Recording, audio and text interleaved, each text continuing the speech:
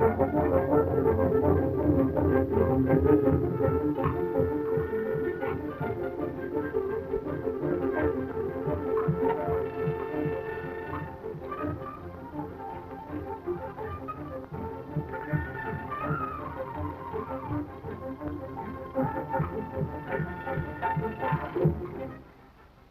go over this way like this, and you go this way, huh? And like this. That's the way you make pigtails, huh? How do you like that? You got Chico's tail and pigtails. Howdy, kids. Good to see you all out there. Well, today's Thursday, and that means Saturday's coming right up, and you'll have lots of fun on Saturday. We got a few little guests here today. You can see Chico can carry most everybody. This is Margaret Van Rothenberg. Margaret, where do you live? Western Connecticut. Western Connecticut?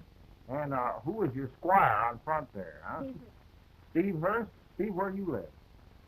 Hudson, Ohio. Hudson, Ohio? Man, you traveled Did a quite lot a of distance. traveling, Bob, didn't Yeah. How would you like to travel back to Hudson, Ohio aboard Chico here? Huh? An awful long ride. Sure would be a long ride. Well, how would you just like to do a little traveling around the backyard on Chico? You like ponies? Mm-hmm. You do? Yeah. You got one of your own? No, it's not my own, though, but it's my brother's. Oh, you mean your brother lets you ride once in a while? Huh? My father has to be with me because he's I see. How old is your brother, Steve? 14. And how old are you? 8. Oh, your brother's practically an old man, isn't he? Huh? Sure. One's almost 17. Oh, you got another one yet? Yeah. Golly, have you got any younger than you? No. You're the last one, huh? Yeah. Uh-huh. Well, Margaret, how would you like to have a pony like this? I love it. You would, huh? I love it. You have? You know, that's funny.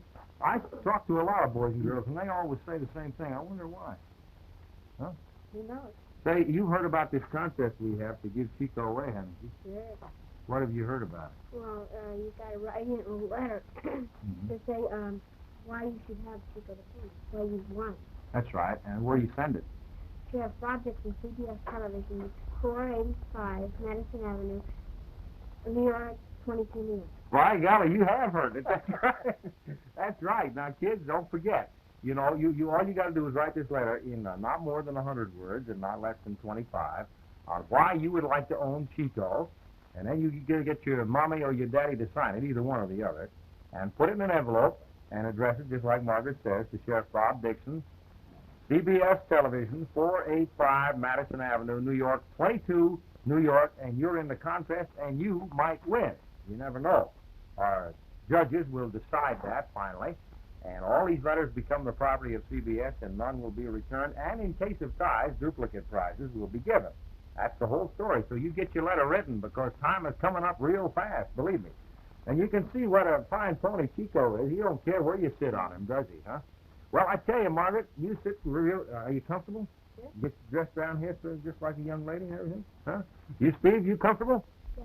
Don't act so nervous. He isn't going anywhere. Huh? You're not nervous? Boy, that's fine. Well, today I suppose we better get on with the story because Bob Abercrombie is going to answer about 500 letters this afternoon, all at once. So we better get going with our story. Now, today we got a story about three fellas known as Jim Dean and Dad Baxter and Lucky Gordon. And it seems these three fellas are trying to find out, they're trying to investigate a situation in this little town. And it seems a fellow by the name of Travers is the head of a gold robbing gang. And this bunch of fellas are taking care of all the gold that comes out of the mine. Every time it comes along, why, these fellas just take it away from the fellas that are supposed to take it to the railroad station. And nobody knows who's doing it. Nobody knows this Travers is behind it at all. So when these three fellas got to town, Jim and Dad and Lucky, when they got to town, they started investigating, and they found out that a fellow that operated the telegraph in the local railroad station, he was the fellow that was giving them the information about these gold shipments. So Jim and his friends really found out that there was going to be a holdup that very day by talking to this fellow, Billy, this telegrapher. So Jim and the boys started out to chase these fellas to find out whether or not they could stop. Well, kids, let's get going here with our friend Bob Abercrombie, and he's going to show you how to make a pack. Chico? Get your panty around there. Yeah. Now, you know, we've had a whole lot of letters from all you fellas out there on how do you make yourself a pack. You know, something to carry your clothes in and your grub when you're going out on a hike. And when you buy them, they're pretty expensive. So Bob, of course, he's the fella that makes them down there at 97 Chambers. 97, that's right, Bob. He and his dad make all this camping equipment for fellas that really want to do camping. And but today he's going to give away a secret. He's going to show you fellas out there how to make it yourself and what to get to make it with so that you can make one real reasonable for yourself. So, Robert, why don't you proceed here? Okay, Bob, I will. First of all, about all I need is 1 yard of cloth. And that cloth can be of different weights. This is rather lightweight, but you can use cloth that'll cost you maybe 75 cents a yard up to $1.40 to be about as high as you ever have to go. Now, this is a simple pack. By the way, I just invented it after we got talking about it, so if something happens, why, you'll know who to blame.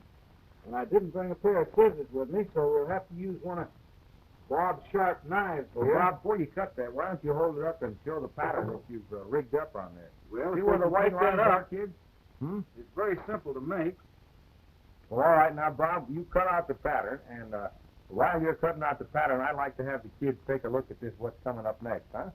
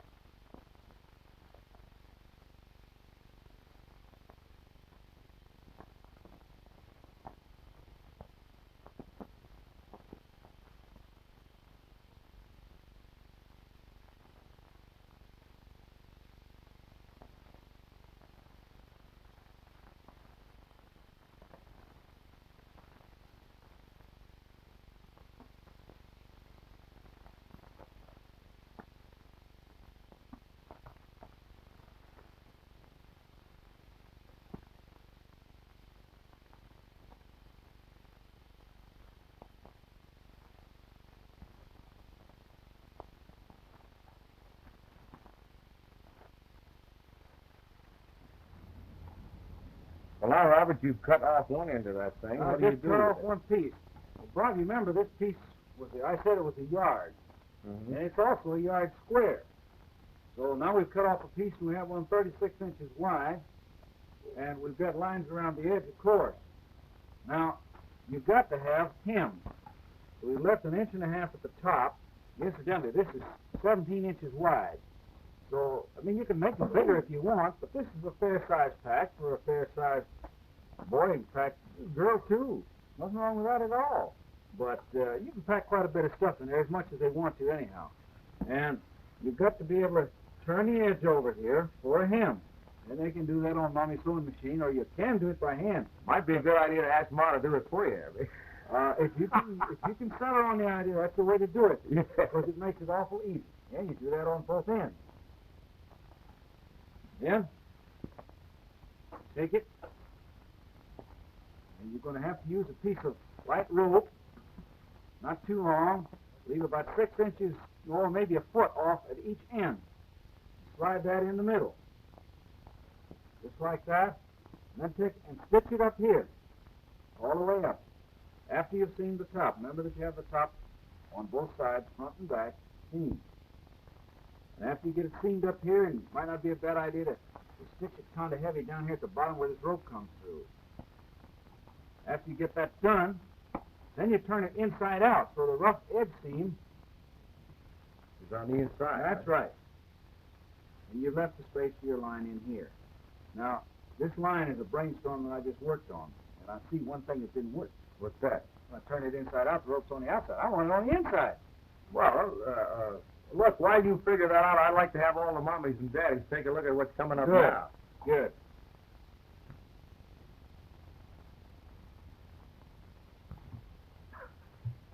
It's going to be hard on Mom.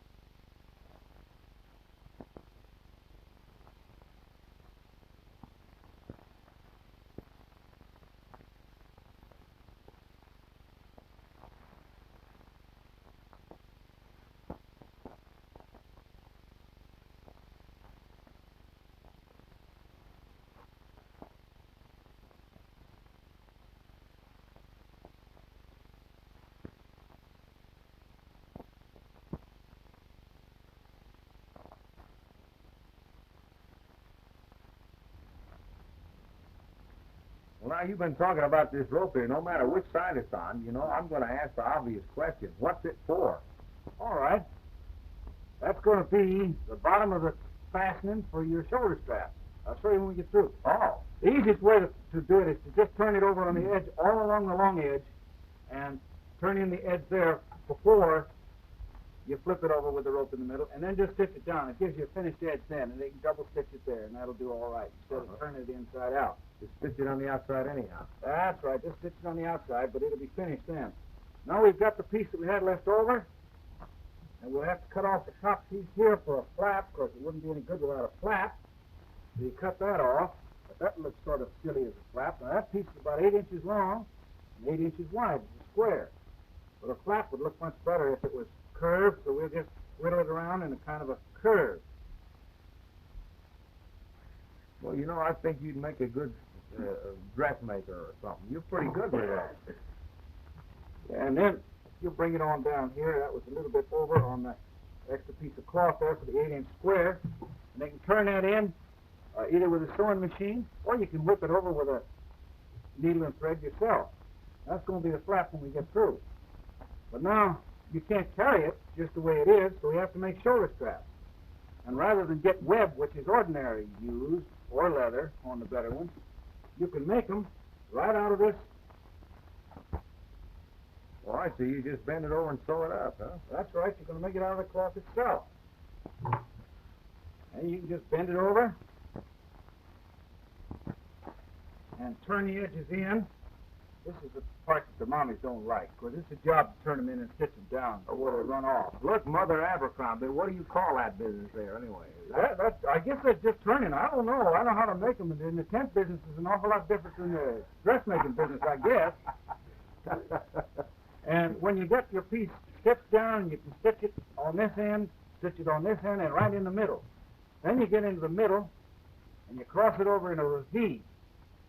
Tack it down there. Now you're ready to do some assembling work here. That gets stitched onto here about 4 or 6 inches down in the middle. There you can begin to see, and sew a loop into here first, incidentally, on each end, because that is the part that these ropes that you were curious about are going to fasten through and make the tie in the back. But then, that would leave an awful big top. You have to kind of figure, boys and girls, we've got this thing finished here now. I can't do it, but it would be hard to do with a sewing machine right now. But that would leave kind of a big top here open and unfinished. So what you do, poke your little holes along there, get some rings, small curtains. Oh, I see. So you got a draw. That's right, and then you kind of stitch them in with a needle and a piece of old shoe button thread or anything like that. Robert, our time is up. You know what I'm going to ask you if you'll do?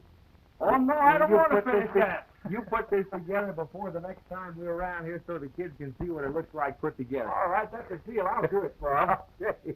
Kids, we'll see you again tomorrow. You be here, we'll be there. I want to thank Margaret Van Rothenberg and our good friend over here, Steve Hurst, for coming around today. And don't forget to get that letter in real soon if you want my friend right here, and I'm sure you do. So long, everybody. See you tomorrow.